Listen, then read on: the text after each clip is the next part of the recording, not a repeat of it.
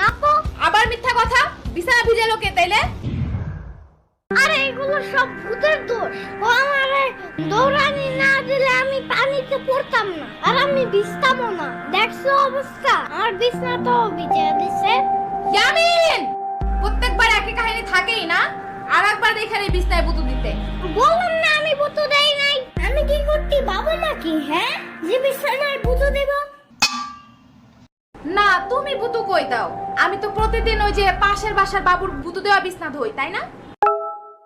আরেকবার যদি বুতু বুতু করো না তাইলে কিন্তু এখন সত্যি সত্যি বুতু দেব, দেখো। আর বুতু করার বাকি কি রাখছেন বা?